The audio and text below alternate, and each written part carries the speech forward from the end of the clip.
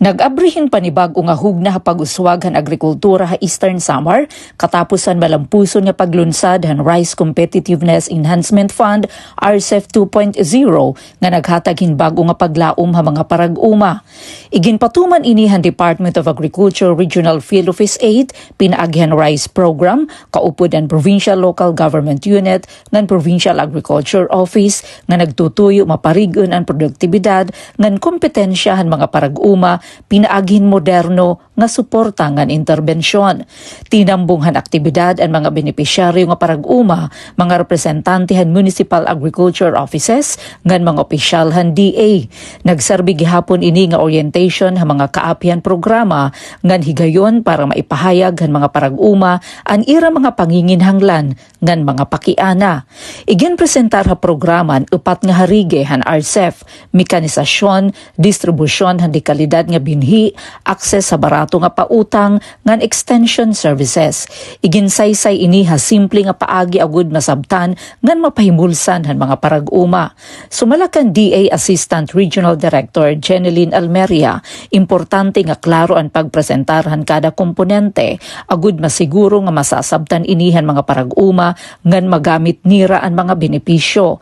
Iya gihapon iginhayag nga bisan waray mahibulig ang Eastern Samar han 2019 nga implementasyon ng RCEF tungod han hibubo nga produksyon na ipasulod ini ha programa pinaagyan paningkamot han gobyerno probinsyal.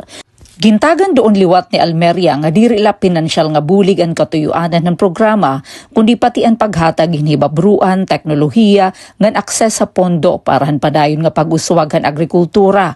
Ginpasalamatan naman ni Governor Ralph Vincent Ivardoni ang programa ngan ginaghat ang mga parag-uma nga maging aktibo ha mga training ngan makigsumpayan ha paggamit han makinarya. Iyaliwat iginpasarig ang padayon nga suportahan probinsyal nga gobyerno.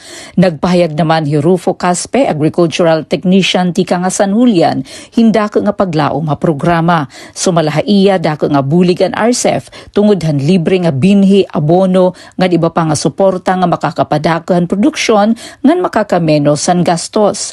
Usahan mga ginhisgutan ha open forum, amo ang panginginahanglan hin irrigation system, ha pipira nga bungto, labi na San Julian, nga rain-fed laan uma, ngan makausala ha usa ka tuig ang pagtanom. Gintagan ka sayuran han mga representante tikang ha iba-iba nga ahensya sugat han PhilRice, PhilMec, ATI, TESDA, Land Bank ngan DBP ang mga pakiana han mga parag-uma.